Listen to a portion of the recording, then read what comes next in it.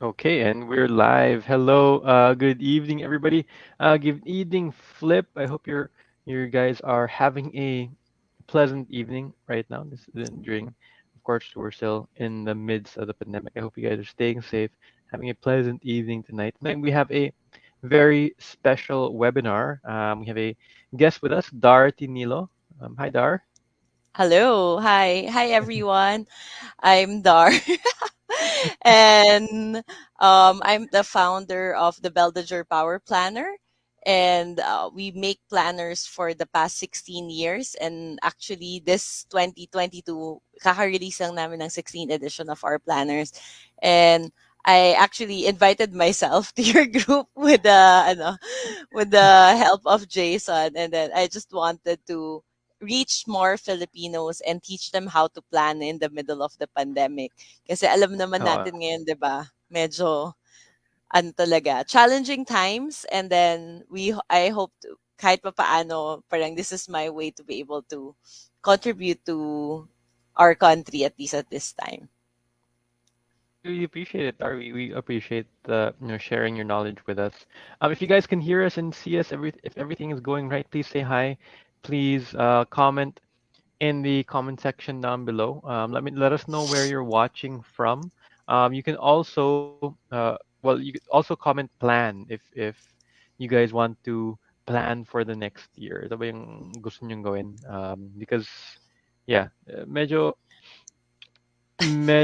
malabo yung yung planning natin ngayon, 'di ba? It's a that's an understatement siguro. Um, so yeah, you comment plan if you want to plan for the future, if you want to plan especially for next year. Hopefully, we can plan for next year na okay na lahat, no? Well, hindi naman okay lahat, pero we'd be out of this quarantine na, no? Correct, correct. Yes, yes. Sobrang and then I guess that's what I hope to be able to impart, like parang how do we do this right now. Kasi parang one of the things na na-realize namin also with our respective communities is that parang ang dami talagang transitions na nangyayari sa life natin right now talaga, 'di ba? Tapos ano lang, parang essentially parang it's really the middle things are extra challenging right now. And then actually, Jason, not sure if you're familiar with the data, nadagdagan ng additional 20 plus hours. Syempre, yung the data that I have is for women, but I'm sure nadagdagan din yung guys ng per week, parang hours per week of work na dagdagan tayo. And saan napunta yon? Kaya tayo pagod na pagod. It's super normal to be super tired at this time. It's because nadagdagan ka ng integration mo ng housework, pag-alaga ng family, pag may nagkasakit, the additional stress, 'di ba? All those things has added to our load na parang, yes, before, syempre, inaalala naman natin yung family natin, tapos naglilinis naman tayo kahit papaano sa bahay. Pero parang, I guess the merging of all of these things and the pressure, nagdagdag talaga siya ng weight sa atin. And because of that, it added 20 plus hours on a per week. Wow. Oh, grabe, Imagine, no? 'di 20 ba? hours Grabe. Parang it's over almost such a a pandemic. whole day. Yeah. So meaning dati sanay I don't know, 'di ba, 7 days. Nasanay na tayo sa 7 days at kung ano man workload natin. Ngayon, nadagdagan siya. So, ayun. Yeah. So, Wow. Yeah, so there. right now I think for it's essential to plan talaga, 'di ba? Even though we're we're in this state, I think yeah, it's very important that we do plan our lives. Looking at the comments here, hello Isabella Dula, napaka-supportive. This is my wife. Hello Hello, Sylvie from hello. Boalboal. Hello Jackie from Congratulations on your new Zamboanga. baby. Thank you, thank you. It's also yun din yung time na we're spending with the baby. Speaking of, uh, hello Christine from Lahog, Cebu City. Hello Brian from Davao. Hello Mahar. Good evening. Good evening. Hello, Pen Pen from Manila. And ayun, we're just gonna start, and we'll start with the presentation. We're almost 5 minutes in, so we just want to get a few people to join in. But yeah, I think we're good to start with the presentation. Dart, I believe you have a PowerPoint that you're going to share. Yes. Yes. Ayan. I will All right. share So yun that. guys, we'll talk about Dart's gonna talk about goal setting in the coming year, and I hope you guys will really attend to this. I think that goal setting is very important. As somebody who who talks about productivity and talks about getting things done, I think goal setting is one of those very important tasks that we should do. Na, of course, it'll take time, pero it'll in the long run it saves us time. So and Dar's gonna talk about her her sharing, and this is her advocacy. So once again, thank you, Dar, and go ahead and take it away. Ayan. So, thank you, Jason. Thank you for having me. I'm just connecting my phone kasi para I can see your comments kasi with StreamYard when I'm presenting, hindi ko kayo makita, and I hope to be able to interact with you. And then sana nga din, my intention lang for today, for everyone watching us now, I see a number of people watching na parang, if you guys have any challenges, blocks, 'di ba, na parang in this pandemic na parang nasa-stump ka, na nasa-stuck, please let me know. Ask me in the chat, in the comment section para lang I hope to be able to answer your question. So again, the what I want to bring forward is I just want to be able to share some of my lessons from the past 16 years, parang doing planners, helping in terms of journal therapy, giving insight na that this is one of the tools that can actually help lift you up out of this pandemic and make you feel ito. So yung first question ko sa inyo, do you feel that you're surviving or thriving? So, for those watching us, baka you can chat na kung feeling mo ba survival mode ka lang, or baka meron din naman thriving, and that's okay. 'Di ba? We want to be able to have space for both both groups. So, kayo, kamusta ba kayo? How do you feel in this pandemic? Do you feel like you're surviving? Like barely surviving? Or mas malapit ka ba sa thriving? Nasaan ka? Somewhere in between? Ayan, you guys can share in the comment box para ma-feel din ng mga ibang tao like where people are at this time. Kasi alam mo minsan na nakakatulong being part of this community talaga na parang alam mo, okay, normal lang pala yung pinagdadaanan ko. Hindi lang pala ako yung nasa survival mode. Meron pa ring iba. So, it just makes you feel not alone, less alone, right? And that's very important. So, sa akin, personally, to answer my own question, nandun talaga ako somewhere in between. Kasi there are days talaga that I really feel that I'm in survival mode. So even if I have a company, I have started a business, 16 years old na yung company ko, it's still a challenge on a day-to-day basis. Kasi as you guys know, as freelancers, 'di ba? Kayo din parang yung sarili niyo, it's your own business also So, parang may days talaga na parang, paano ba 'to? Parang how do I go through this? How do I fix this problem? Where do I get my revenue? Saan ba ako kukuha ng cash? Paano ko ba 'to susolusyunan kung ano yung problema na gusto kong i-solve, 'di ba? So first is the first step is really checking in with yourself. Do you feel that you're thriving or do you feel you're just surviving? Kasi everything when it comes to planning, there has to be like a baseline kung saan yung starting point natin. Kasi kung hindi tayo clear sa starting point natin, medyo mangyayari sa atin dyan. Malilito. Parang hindi natin, parang akala natin, kung nasa step 1, nasa step 0 tayo. Tapos yung goal natin nasa step 10. Okay? Parang, pag hindi tayo clear na nasa step 1 pala, step 0 tayo, parang and then parang iniisip natin, I think I'm in step 5, but in reality, I'm in step 0. So, in step 5, yung galaw mo sa step 5 to step 10, 'di ba ibang galaw siya versus sa step 0 to step 10, right? So, this is why it's very important first to check in where are you at. Sa ano yung pakiramdam mo ngayon? Feeling mo ba surviving ka or thriving? And again, when you answer, I will ask you guys a lot of questions in this workshop.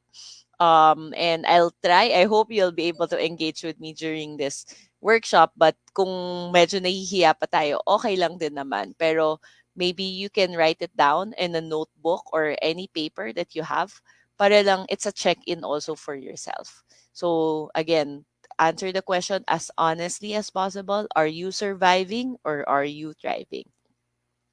So ay nakikita ko may mga people watching from Negros Occidental.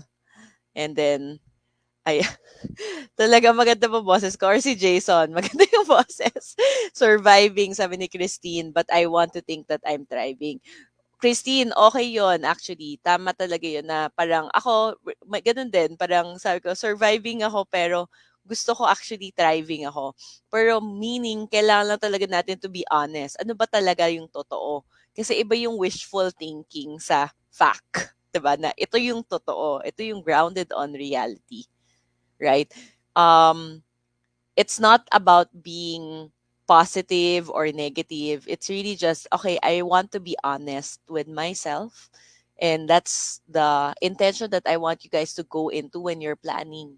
Kasi pag masyado tayo minsan positive, tapos magpa-plan tayo, tapos hindi natin makuha, feeling natin tayo yung may mali. Pag masyado naman tayong negative, tapos magpa-plan tayo, parang feeling naman natin, parang ang imposible ng mga gusto nating pangyayari. So, there needs to be that balance and that balance is the reality. And minsan lang ayaw natin harapin din yung reality kasi iniisip natin talaga na parang shit, ito na ba talaga? Ito na ba talaga? Gets? Parang may hirap pang i-accept minsan ang reality or parang minsan nga reality hurts eh, 'di ba? Masakit tanggapin ang reality. But when we reach that acceptance, options will open up. That is my promise to you. So ito, mag-share lang ako ng maikling story about James Bennicker. So Baker, so, Benny Baker. Mali pag-pronounce ko ng pangalan. Parang yung nag-start siya, he's actually a professor, yun nga. And he wrote talaga, he did a lot of research on journal therapy. And it started because when during his in the early 70s, 3 years after his marriage, yung siya pati yung asawa niya nag-question ng relationship nila. Tapos si Baker parang nalilito siya, unsettled siya, tapos napunta siya to depression. He ate less, drank more, started smoking, and sobra siyang nahiya sa sarili niya. Nahira talaga siya sa sarili niya na parang, ano ba yan, ang hina-hina ko. Bakit ganito? Parang konting problema or parang nade-depress na ako. Junudge niya yung sarili niya. So he became more and more isolated. So there was a point in time na parang sabi niya, "Shocks, hindi ko na alam ano gagawin ko." So parang yung inisip niya talaga, he just stared in his computer and then he decided na parang sige magsusulat na ako. I'll just write whatever I want. So he wrote freely about his marriage, very frankly na sobrang honest siya na ito talaga yung nangyayari sa namin, sa marriage namin. Ito yung relationship ko sa parents ko. Ito yung tungkol sa sexuality ko, sa career, and even that. Sinulat niya lahat ng opinion niya, feelings niya tungkol sa lahat ng bagay. And yung nangyari sa kanya, sa pagsulat niya, sa araw-araw, nag-lift yung depression niya. Suddenly, he felt liberated. And he began to reconnect with his deep love for his wife. And madami pang nagawa yung pagsulat sa kanya because for the first time, he started to see the purpose and possibilities in his life. And this is why journaling and planning usually come together because yung questions ko na tinatanong ko sa'yo before you even go into planning about your life. Kasi baka expectations natin dito na parang, Dar, tulungan mo ako mag-plan. Ito yung goal. Paano ko ba i-breakdown yung goal? Hindi siya pwedeng mag-start doon. Kailangan talaga tayo mag-start where we're at, where our emotions are, and kailangan natin siyang ilabas. Okay? And then that will actually give us a bit more clarity. So, related sa question ko kanina, 'di ba? Sa are you surviving or are you thriving? So, next question here. Do you live by design or do you live by default? So, ano ba 'to ibig sabihin niya? live by design. Ito yung dinesign ko sa buhay ko, ito yung makukuha ko, ganito yung pamumuhay ko on a day-to-day basis, right? Na parang ganito yung plano ko na sundan ko kasi na-live ako by design. Pero live by default, yung parang medyo bahala na kung ano na mangyayari. Magre-respond na lang ako kung anong pwedeng gawin. 'Di ba? Parang by bahala na philosophy kasi maggo-go na lang ako with the flow. So parang meron siyang kind of na parang magli-live by default dahil ito yung nangyari. Now, this is where planning talaga comes in. Kasi sa tingin nyo ba kung nagli-live ka ng by default, nagiging empowered ka? 'Di ba the honest answer there is when you live by default, you actually feel like a victim of this pandemic, a victim of the circumstances, victim. Kunwari, yung isang, ako ito share ko, personal to sa akin. Minsan, ito yung nararamdaman ko. Hindi kasi ako, parang meron kaming, yung family namin, meron naman kaming pera. Pero hindi kami yung mayaman na mayaman na parang I have resources. When I started my business, I started with 4,000 pesos. I started it myself. I didn't get any investment or anything like that. So, minsan may mentality talaga ako na, hindi kasi ako sobrang yaman eh, kaya hindi ko mapalaki yung business ko. Kulang ako ng connections, wala akong mga kaibigan na mayaman, diba? Ganyan. So, minsan may ganong mentality na parang sinasabi ko sa sarili ko na parang that's my excuse why I cannot live by design or why I cannot expand, why I cannot think bigger. Kasi sabi ko, hindi kasi ako mayaman. So, these things you uncover about yourself. These are limiting beliefs when you're writing things down. And again, that's really the goal. Ayun, parang may nagko-comment. Pag naglo-lockdown ako, tumitingin ako sa phone, check ko yung mga comments niya. So sabi ni Jessica, live by default. Si N. Isa, sabi ni live by default. Always bahala na si Batman. Philosophy. Sabi ni Anna Marie, I'm so stressed with what's happening in my training. My trainer removed me sa group chat. Wala naman pakikinig. Basta she hates me in the first place. So I'm dreaming to have my certificate finished to the covers. So, ayun, yun yung sinasabi ko na minsan ang hirap to move from live by default to live by design. Kasi yung live by default, parang we really na-embody natin na parang na disempowered tayo, na wala tayong power. We really feel powerless when we live by default. And our goal today, after when you do your journaling, I'm going to give you just tips and then I'll give you some guidelines in terms of how you can plan.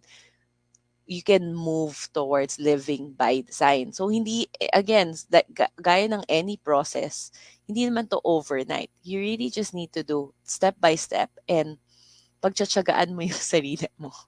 And syempre, important din yan na tayo, we commit to ourselves. This is one way you can commit to yourself. Okay? So, kasi this is the main question. Do you know yourself? Do you truly know yourself? Do you know how to listen to yourself?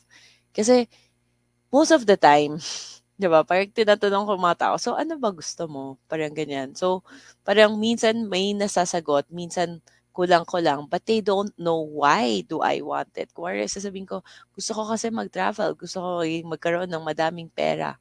Why?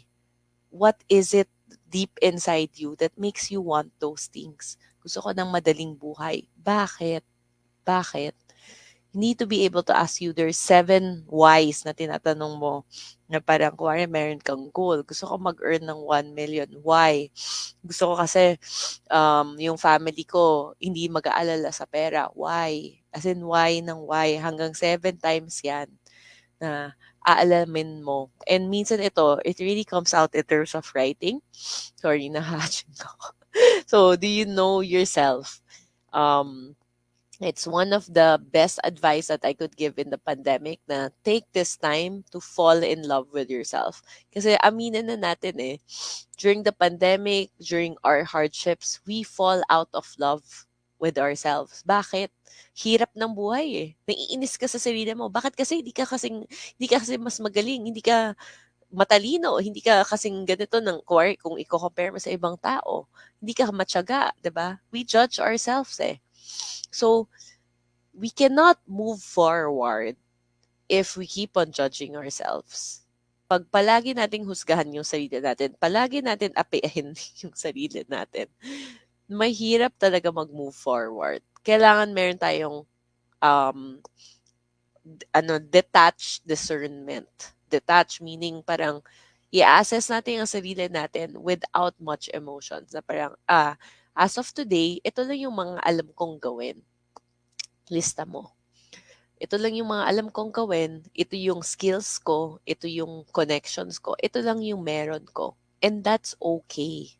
Just identify what you have. Just identify where you are. And wag mong awayin yung sarili mo. And then from there, saan mo gusto mo parating? Right? Tanong mo sarili mo, bakit? So get to know yourself. Parang, it's like getting to know someone that you're starting na bago mo pa lang, na i-date mo pa lang, 'di ba? Sobrang curious ka. Talaga favorite mo 'yan? Bakit favorite mo 'yan, 'di ba? Tapos aalalahanin mo siya. Do that with yourself. That's very important. So, bakit natin important ito na alamin who we are? Because you're so unique. There is no one alive right now that is exactly like you. Paano yun masasabi? There's this test, it's called Clifton Strengths. Over 20 million people all over the world have taken the test. And medyo nire-rank ka kung ano yung strengths mo. One out of 30, there are 34 strengths or 34 themes, talents, ganyan. Tapos, walang taong buhay today that has the same sequence of strengths. Ganun siya ganun ka-unique. Ganun tayo ka-unique. So kung naghahanap tayo ng kumbaga ng magic formula na kung ano, ito, successful person, gagayahin ko lahat ng ginawa niya. Kahit gayahin ko siya eksakto, if I do not personalize it to my own strengths, I will not be successful. That's why if minsan, nagfo-follow ka, sinundan ko naman lahat ng ginagawa ng ano ko eh, ng mentor ko eh. Lahat ginawa ko, bakit hindi pa nagwo-work?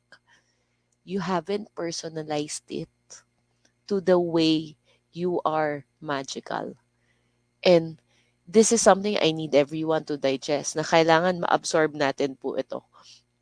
Kasi kung hindi natin ma-absorb na napaka-unique natin, iisipin natin one size fits all. Right?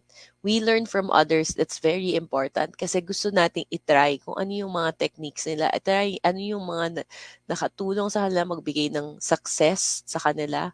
And yun yung sinasabi nila na parang, tatry ko nga yan, tatry ko nga yung method A, method B, method C hanggang letter Z para makita ko kung ano yung babagay sa akin, ano yung gagana para sa akin.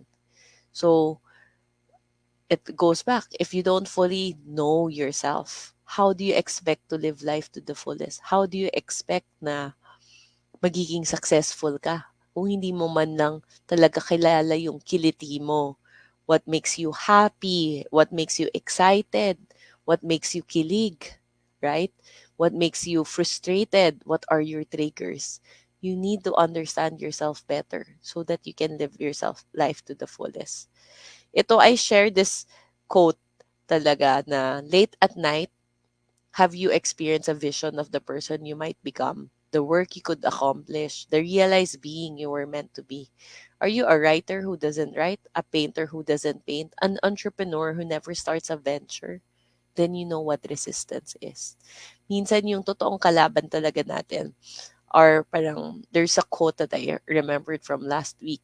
Our mind is our best friend and our worst enemy. So ito yung resistance na parang alam mo kaya mo maging better person eh. Alam mo that you can be this bigger version of yourself. But parang there's this tug of war na parang may pumipigil, which is also internal. That's the resistance.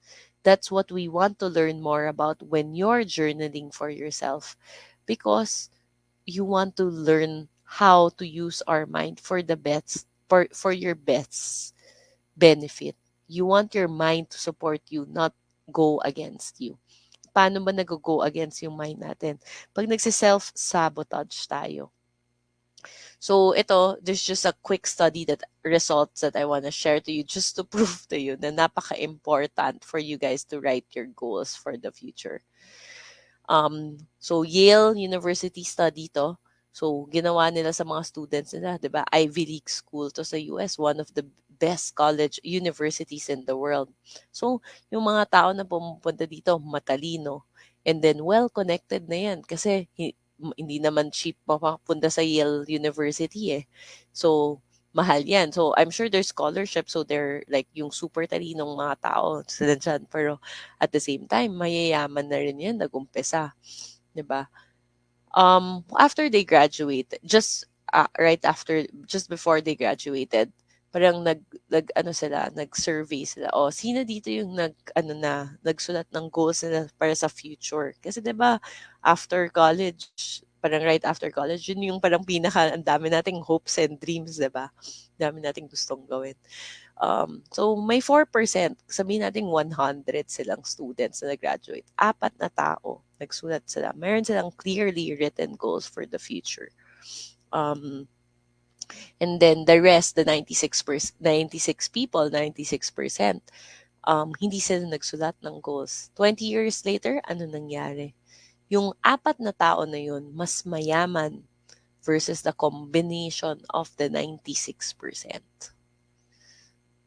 Yung apat na tao mas mayaman, mas successful versus the 96%. And that was one of the main differences. The written goals. Have you written your goals? So, ikaw, at this point in time, sasama ka ba sa 4% or sasama ka sa 96%?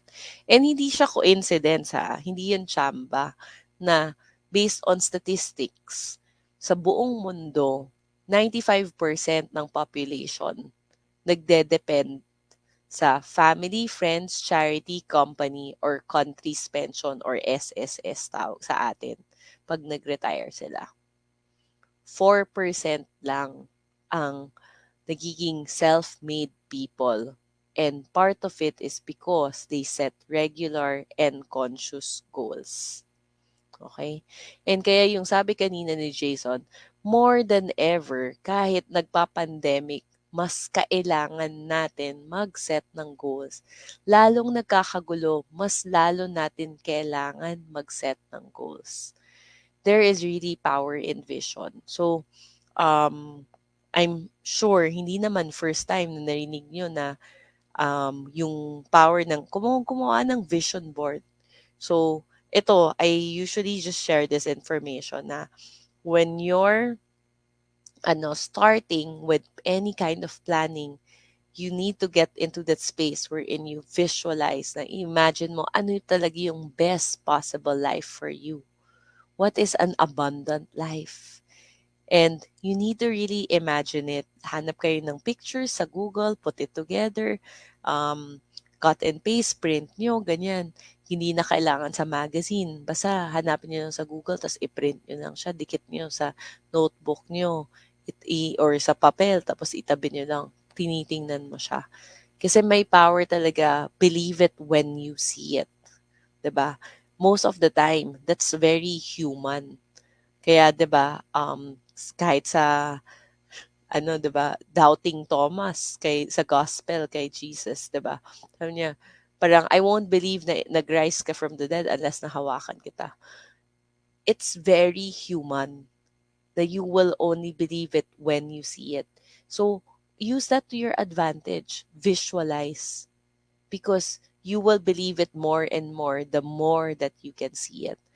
Yung story ni Chicken Soup for the Soul, Jack Canfield, is that nung una when nilabas niya yung book niya, kolelat yung libro niya. Sobrang kolelat. Nade-depress na siya. Tapos, parang ginawa niya, yung time na yon um, nag-decide na lang siya na sabi, sige, kakat ko to, yung New York Times na newspaper. Tapos, in-erase niya yung pinakaunang number 1. And then, sinulat niya, Chicken Soup for the Soul. And every single day, nasasalamin niya sa mirror niya sa banyo. tinitingnan niya yun, na Chicken Soup for the Soul will be the number one in the New York Times bestseller list. And sino dito yung walang na hindi alam about Chicken Soup for the Soul, 'di ba? Sobrang popular book that has been translated in many languages, tas ang dami ng iba-ibang concept, 'di ba, na paiba. So, have massive abundance images in your life.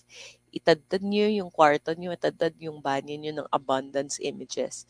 Because you have to remember, this, our life right now, this is your own movie. So, make your movie outstanding. We are very visual. What it looks like, imagine it. What it sounds like, hear it. Feels like, pakaramdaman nyo. Sabi ni Anna, nakakalungkot. Sometimes I'm setting my goals pero walang nagagawa. So, very valid yan, Anna. Nangyayari yan. Pero how do you get back to that? You need to check yung sinabi ko sa start. Be honest with where you are. Because if your goal is to reach a 10 and then you are really zero right now, pero project mo na 5 ka, yung trabaho na ginagawa mo is 5 to 10, pero hindi mo pala nagawa yung 0 to 5. You miss this critical step. Gets? Kaya that's why the honesty Where am I? Meaning, kung ano sasabihin ko, gusto ko ng 1 million in 1 month. Nasaan ba ako ngayon? Meron ba akong potential client na magbibigay sa akin ng 1 million? Or wala akong idea kung saan ko siya kukunin? Then I'm not being honest with where I am when I set my goals. Right? And pag ganon, hindi ka honest kung where is your starting point and you set your goal, yun yung mangyayari din. Na parang, shocks, paano to? Hindi ko ma-achieve yung goal. And feeling mo, ikaw may mali. But the truth is, it's not you. There's nothing wrong with you. What was actually missing was that you were not honest with yourself kung saan ka mag-uumpisa. So, whatever, wherever you are, no matter what your education is and no matter what your skills is, you have the capacity to reach your goals. But the only way you will have that capacity if you are honest with where you are right now. And then, ayan, meron din sinabi si Ana na nagugulahan kasi ako, ang dami kong gusto. Kaya siguro I'm not improving. That's also part of the, actually next slide ko yun. With clarity comes power. Nagugulahan tayo. That's why we feel powerless. How do we get clarity? Journal. Journal. Write about everything and anything. Yung kanina yung kunento ko, si James Pennebaker, yung suggestion niya, you write for 20 minutes every day and watch how that will change your life. 20 minutes every day. Just commit to 20 minutes every day and just keep on writing. Write anything. Parang your hurts, your frustrations, your fears, your dreams, lahat isulat nyo, ilabas nyo yun siya. Because it is impossible that if you keep on writing, promise ko, 1 month, sabihin mo, susulat tayo dyan, nagsusulat ka every day, I'm sure your life will change drastically. I'm sure you will get more clarity. And another thing na sinasabi dito, what will make us successful? Is it doing 6,000 things one time or one thing 6,000 times? 'Di ba? And the obvious answer is, yung one thing na yon, kailangan magaling tayo. So we have to do it 6,000 times. Not 6,000 things one time. And then sasabihin natin, grabe, hirap na hirap ako. Ang dami ko namang ginagawa pero hindi pa rin ako nag-successful. Yung ginagawa mo ba is the same thing na pinaulit-ulit mo just to become excellent in it? Or is it 6,000 different things and you've just done it or tried it one time? Okay? So, very important. Yan. Okay. So, Because I talked about a bit about journaling, so I want to share some questions, guide questions na itatanong ko sa inyo. I know I just have 1 hour, so I will just medyo bibilisan ko na lang write this down, the question, and take the time. Saturday night ngayon, so tomorrow, pwede kayong mag-journal, muni-muni muna tayo, di ba, this weekend, para makapag-reflect din kayo in the last 2 months of the year. Maybe there's still something that you want to do, right? And then for next year, how do you want to finish off 2021? And then for next year, what else can we do better? So first question is, how do you feel right now? Pakiramdam mo. Masaya, malungkot, naiinis, frustrated, helpless. Ano bang pakiramdam mo right now? Okay? How do you feel right now? And again, sabi ko kanina, you need to be honest, right? You need to be honest. How do you feel right now? And again, sa mga sinusulat nyo sa notebook nyo, you're not writing it to share with other people. You're writing it to learn more about yourself. Okay. Second question. What triggered the change from your old normal to new normal? I know it's been 18 months, diba?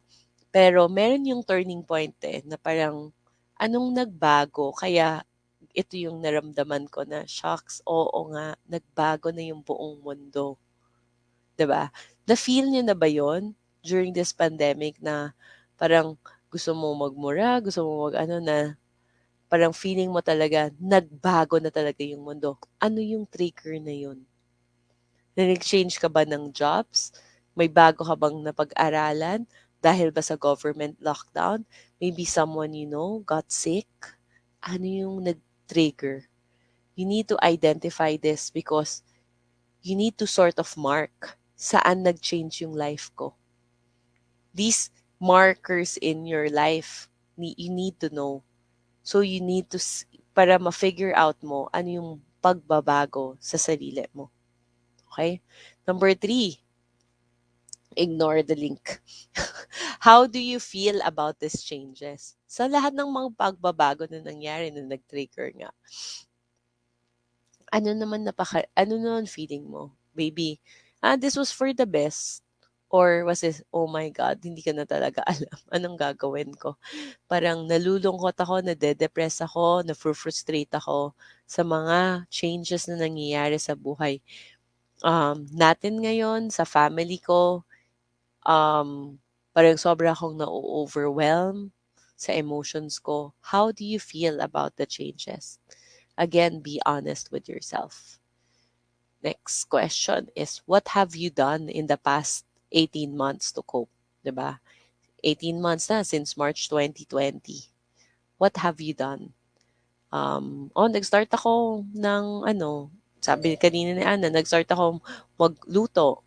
Baka nag-explore ako ng mga bagong recipes. Check ko parang may kaibigan ako, part of her, nagko-cook siya for her mental health kasi magbe-bake na lang ako ng cookies kasi nade-depress ako, nasa-stress ako sa mga nangyayari with things outside our control. So, gumawa siya. Eventually, ginawa niyang negosyo. 'Di ba? But so, what have you done during the past 18 months to cope? 'Di ba? Parang, did you try starting a business? Did you try enrolling in different courses? Did you try connecting with different people, different friends, join different groups, different communities? What have you done in the past 18 months? Lista mo lang to. Because it's important that you see na may ginawa ka. Kahit isang bagay lang. Naligo ako araw-araw. Diba? Yung early part ng pandemic, yung start, sabi ko parang, hindi ko na kailangang maligo araw-araw. Kasi hindi naman ako lumalabas eh. But later on, I realized it affected my mental health. So, after a while, parang yung na-realize ko yun, hindi. First thing in the morning, naliligo talaga ako. Kasi, I'm doing it not because I'm going out or whatever. I'm doing it for myself.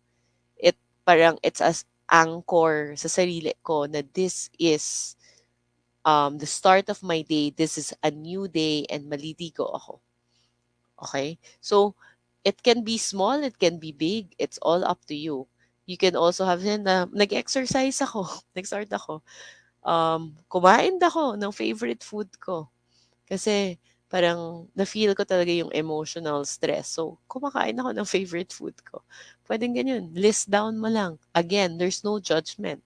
It can be a positive thing that you've started, like a healthy habit, or it can be even a negative habit. Again, the goal here is not to judge yourself. The goal is to learn about yourself, 'di ba? Learn about yourself. Yun talaga guys yung goal natin. So, hindi natin husgahan sarili natin ah. So, and then, after that question, you ask yourself, what worked and what didn't work? Sa mga ginawa ko the past 18 months, ano yung gumana? Ano naman yung hindi gumana? Right? Just write these things down. And this will give you a perspective with where you are right now. Okay? And again, I will go back to how I started that that's one important thing before you do any goal planning is to know saan ka ba ngayon nakatayo, right? And minsan mahirap harapin ang reality, 'di ba? Yung kung saan talaga tayo nakatayo. Naghihirap ako kasi yung pera namin sa family 1 month na lang eh, 'di ba? You need to face it. You need to accept it. Because if you don't accept it, hindi ka makakaisip ng options. Yung utak mo more or less nag-iisip lang ng denial, denial, denial instead of pag nag-accept ka, you can think of options, possibilities. Okay? So, there are three important questions that I want you guys to think about also before we start on parang steps in terms of your goal planning. So, kanina, diba? Just to make sure, where are you? And those are my guide questions when you journal. So, um, we won't do the exercise. I'll just give you guys the questions and again, write this down. Think about it. And ito, yung most important questions, hindi siya pwedeng sobrang tagal, I guess, na pinag-iisipan. Parang what comes to mind. Kasi yun yung obvious, yun yung parang top of mind mo talaga. Kahit mahirap yung questions na to. Okay, so this questions I'm sharing, it's not from me, it's from Vision Lakiani. He's the founder of Mind Valley. So the first question he asks is that, what do you want to experience? So write down everything that you could possibly dream of doing or having that would make you feel happy and joyful. Ano yung mga experiences na gusto mong maranasan? 'Di ba? Ano yung mga events na gusto mong maranasan? Gusto mo mga experience mag-travel, gusto ko mga experience na may hawak ako ng madaming pera, gusto ko mga experience na kumain sa buffet araw-araw. Ano yung gusto mong ma-experience?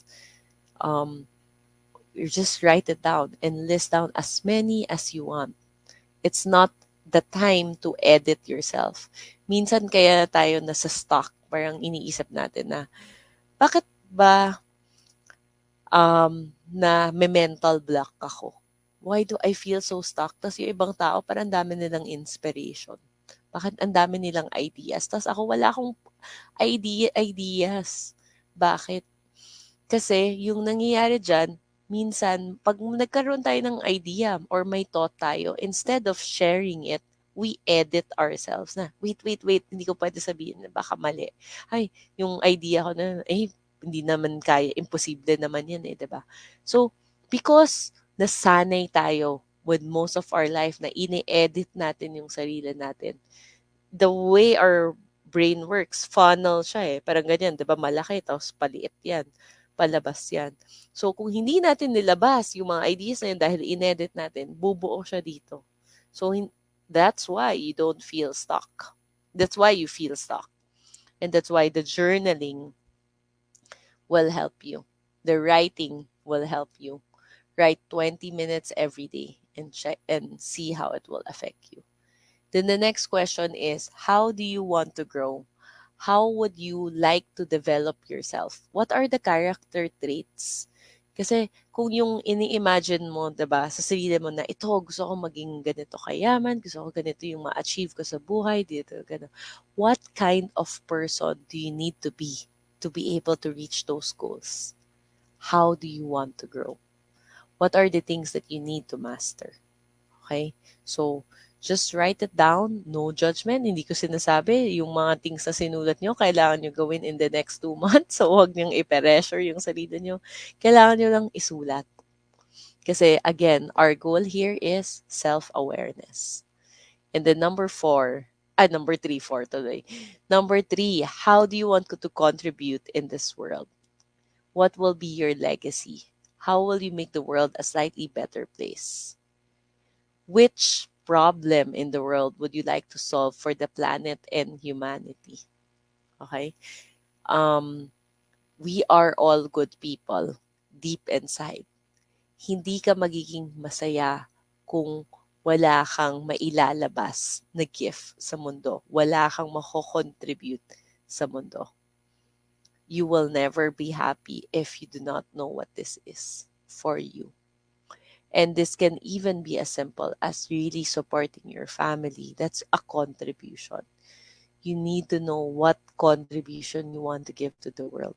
Because if you don't understand that, critical yan sa pag-intindi sa psyche mo na what motivates you. Kasi baka magawa mo yung mga iba't ibang bagay. Maybe you will be successful. Maybe you will get all the money that you want. But if you do not know this, it will feel empty. And kaya minsan, even if you reach your goals, you feel like something is missing. Because this is one question that you might not have been able to answer. So, isama nyo na siya. So, experiences, growth, and contribution. Things to reflect about, things to reflect on for this weekend. Growing or developing ourselves and contributing to society are both part of our spiritual need. Kaya nga sabi ko kanina, kailangan siya. Hindi siya, optional. And acting on those needs is the surest way to find fulfillment. So, I hope you take that to heart. Please reflect about this. Again, it's Saturday night. Pwede niyong gawin tonight or tomorrow, Sunday. Okay? So, because eventually, this is the main question we want. Diba? I started off one of my first question is, how do you live by design versus living by default? You start with understanding what your answer for this. You start the questions I've asked. What mark do you want to leave in the world? Diba? Kasi parang end eh. Have the end in mind, diba? Have the end in mind. So what mark do you want to leave in the world? Diba? What mark do you want to leave in the world? Sabi ni Tere, parang lutang ako, kaka-work pero walang goal. Oo, hindi lang ikaw nag-iisa, Tere. It's super normal. Kasi sa sobrang pagod talaga natin sa pandemic, minsan gusto mo lang, wala, lulutang na lang ako, basta mag-show up na lang ako sa trabaho, bahala na, ganyan na. 'Di ba? Normal yun. So, hindi ka nag-iisa. I have those days and many days of those days. But it's the self-awareness na wait. Parang naglulutang na din na naman ako. Parang wait, nag-live by default na ako. How do I move back to live by design? So, it's catching yourself. And again, um, progress, step by step, hindi perfection. So do not give up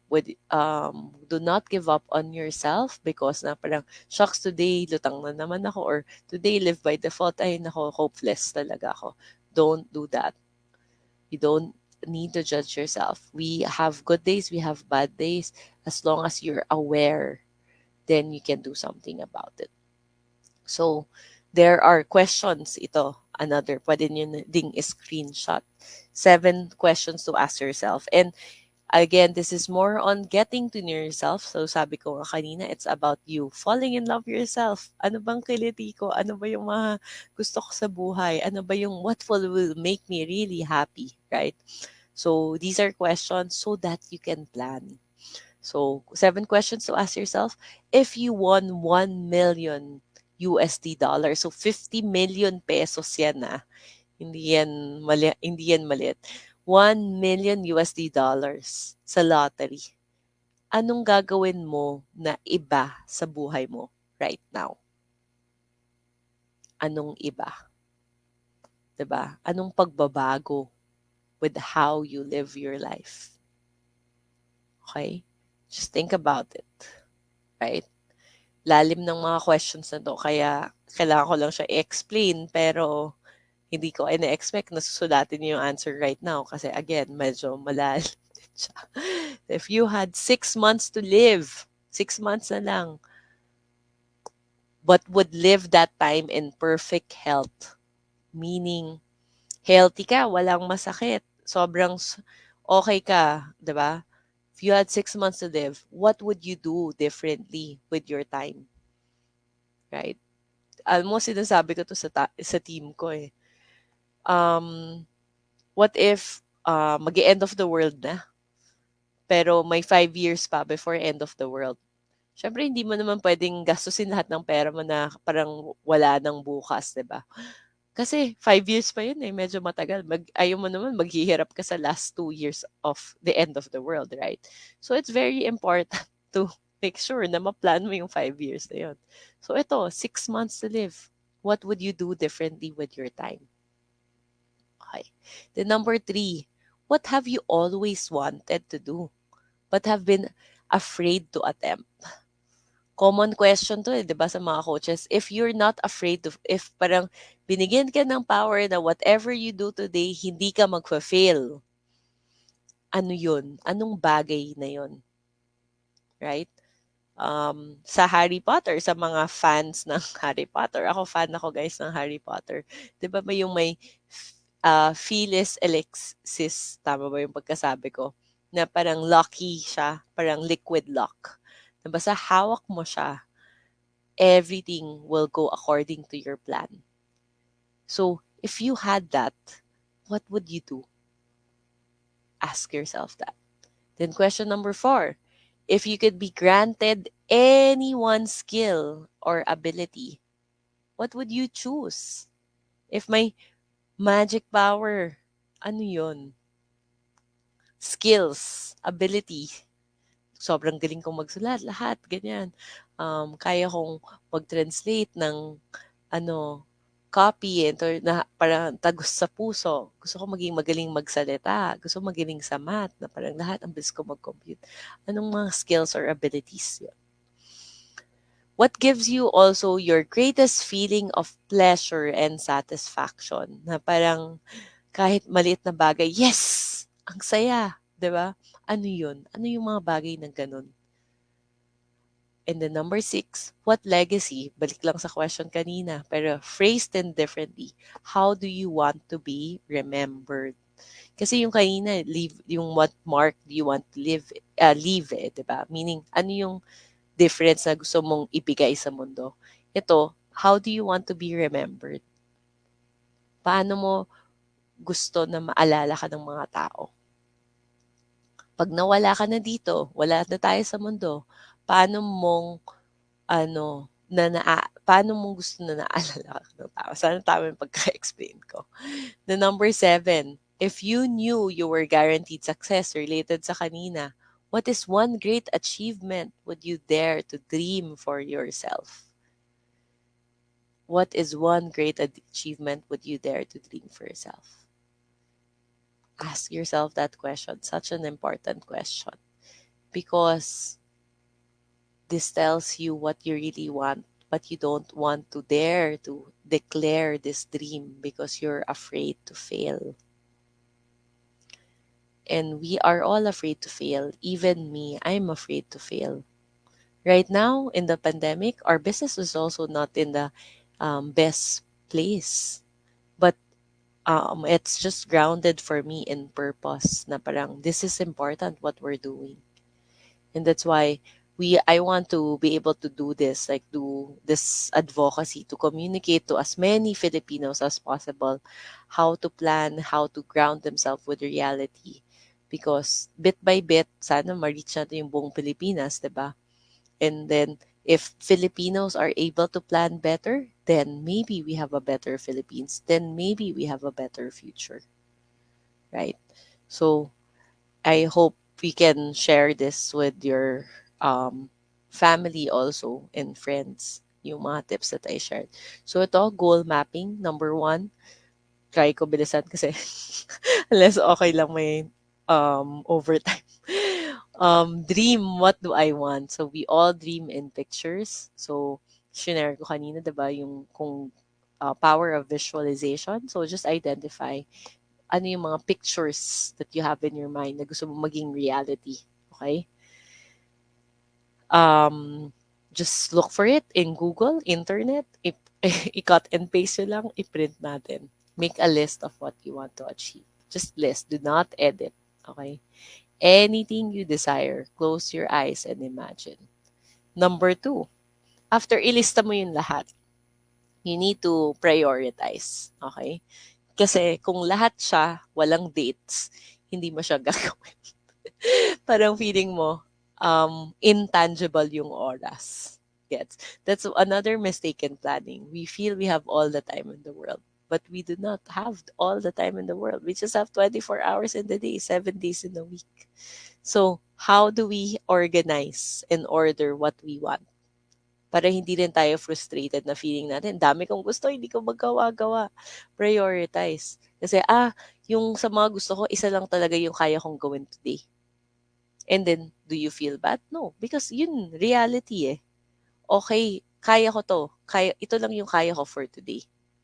So, look at your list, identify your main goal. Anong goal dito na pinaka-importante na gusto mong i-start?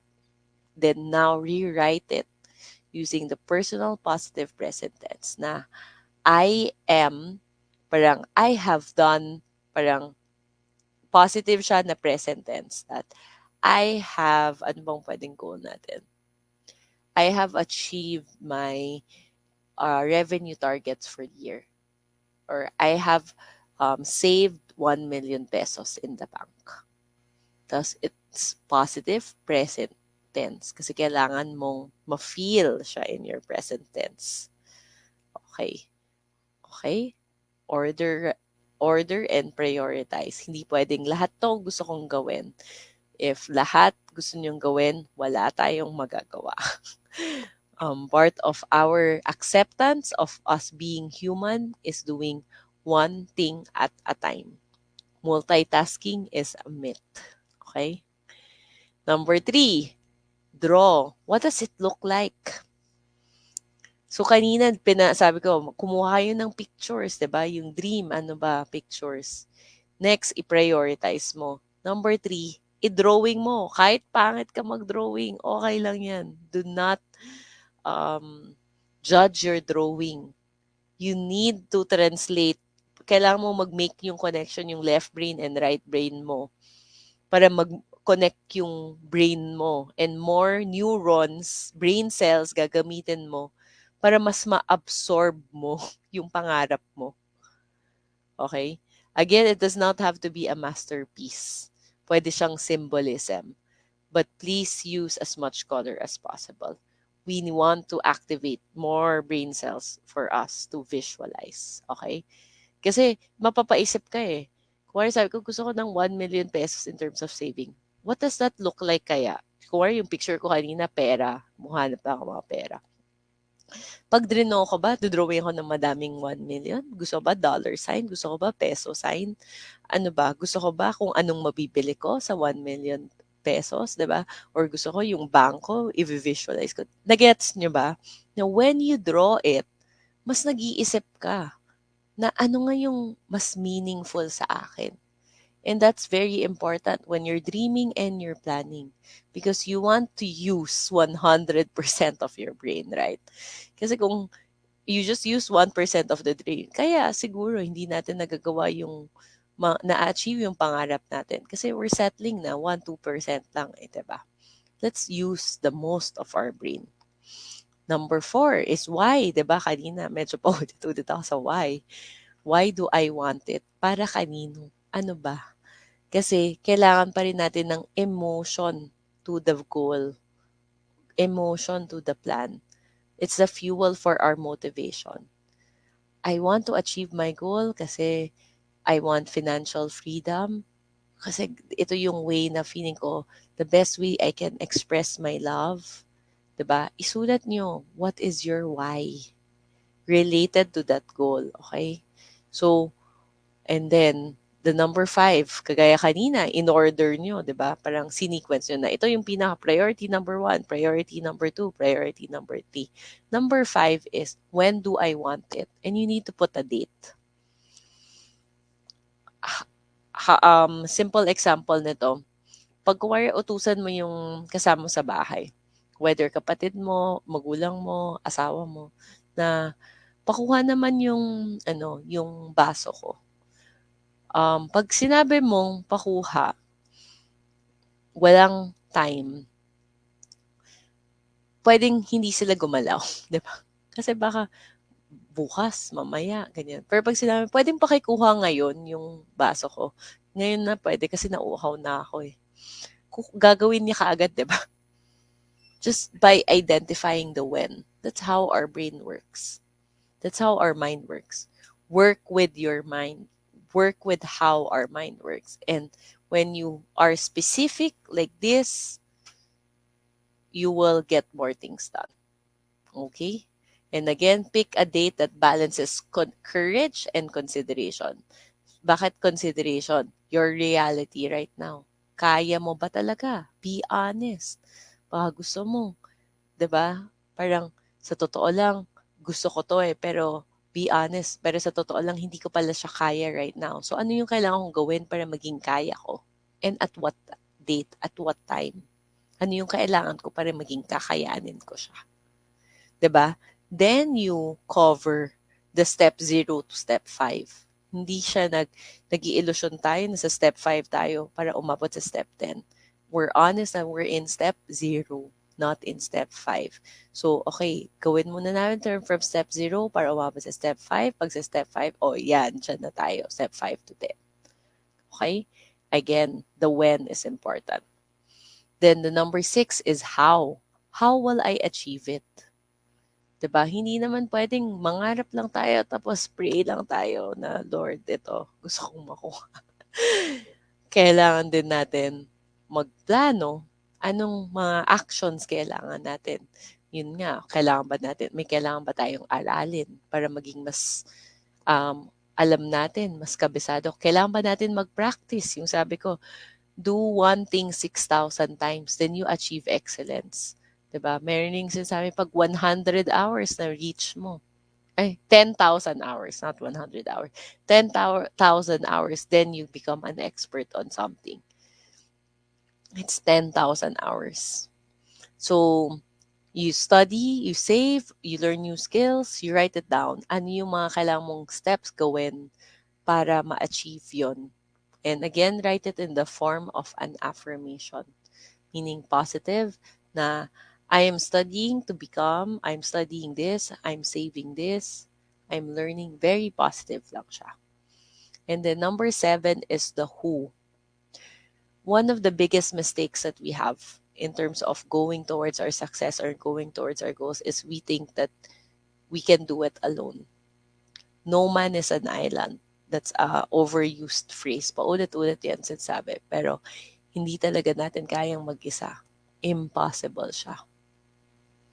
So you will need people who will help you achieve your goals. You will need people, whether it's this community, coaches, experts, family members, teachers, friends, diba? You will need people.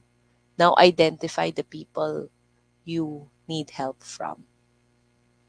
Okay? And then ano yung kailangan mong parang tulong sa kanila. Okay? It needs to also be clear. Hindi siya pwedeng tao lang. Lista mo na yung buong lahat ng kalala mo, diba?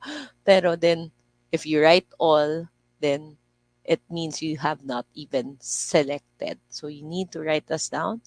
And yun, you can put the name and then the action the request that you need from them. I'm not saying na hihingin mo na kaagad, bukas na, or next month kung ano yung tulong na kailangan mo sa kanila. Okay? It just means that parang nakalista so you are aware of the help that you need.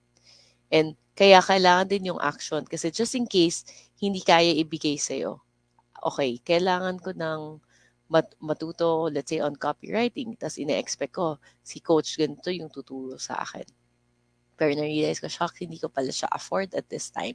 So, baka meron ba akong alternative at this point in time hanggang afford ko na, right? So, those are the things that you can write down in terms of the who. And yun, makakatulong siya sa atin when we achieve to achieve our goals. And I will leave you with this quote, and then we can, I don't know if Jason will allow for questions, and then we will be, ayan. So, the quote is, true choice is for the highest good of you and all around you. One of the biggest blocks that we have in making plans or making choices is because we are afraid, baka mali eh. Baka mali yung decision ko eh. Baka mali yung plana ko. That's why we get stuck. We are obsessed with being right. We are obsessed in not making mistakes. So you need, I will ground you and I will just reality check. Hindi naman natin malalaman talaga, hindi natin maprepredict kung tama or mali. We focus on what is true. Ito talaga yung gusto ko, ito yung true choice ko, this is my intention. Then even if mali yung ginawa mo, mali ba yung intention mo? No. Tama yung intention mo, mali yung execution. Then what then, 'di ba? Then parang you realize, baka mali lang yung nagawa kong plan. Pero my intention is still correct eh. This is still my choice eh. Gusto ko pa din talaga siya eh. Then you learn. Then you don't judge yourself for being right or wrong, 'di ba? So, it's a matter of perspective. Sana baguhin natin 'to. Mahirap siyang baguhin kahit ako on a day-to-day basis, I question myself, am I being obsessed in being right? Am I being obsessed in not making mistakes? And then what is my true choice in this situation? So just remember, whatever you choose what is true, and whatever your choice is, it will be the highest good for all, not just you. And with that, thank you everyone for listening to me for this past hour. And I hope madami kayong natutunan from me and there. Jason, hello everyone. May questions ba? Yeah, sabi ni Sa, we really can't tell if we're good enough unless we try it. Oo. We're very affected, I guess, or about being right and parang being good enough, 'di ba? Ayan, yan na si Jason. Sabi 'di ba, minsan na-o-obsess talaga tayo na tama ba yung ginagawa ko? Good enough ba 'to yung ginagawa ko? Nakaka-obsess siya and nakaka-feel bad siya sa sarili natin. But we just need to parang first ground, ano ba yung nararamdaman ko? Bakit ko nafe-feel na I'm not good enough? Ano ba yung emotions na pumapasok? Ano ba yung nagti-trigger nun? Ilabas natin yan. Isulat lang natin and do not judge yourself. And again, the goal is self-awareness. The goal there is just self-awareness, no judgment, and may lalabas talagang options. Promise ko, may lalabas talagang options. Ayun. Yun lang. Sige. Thank you, guys. Ayan. Ayan si Jason. Ano na yung baby niya. So Ha? thank you so much, Dar. Marami mga realizations with the audience. As you can see, you've really opened up the eyes of the people here, and we just want to thank you for taking this time to and share your knowledge, share your expertise, and share your guidance and advice for everyone here. We really appreciate it in our community. So, yun, just say thank you to Coach Dar, Coach tawag kang Coach Dar. Coach Dar ba? Kahit Dar, hindi pa ako baka may wordiness issue din ako na tawaging coach. Sige, let's thank you to Dar for taking the time with us and out of because she just wanted to help us. She took this time and is helping all of us in the community. So thank you so much. Thank you, Jason. Do you wanna share? Kasi meron pala kaming special treat na pinag-usapan ni Jason for all the flippers. I think we can do this until end of the month. I shared earlier that I'm the founder of Beldager Power Planner. So meron kaming planners na binebenta. Kung makakatulong sa inyo,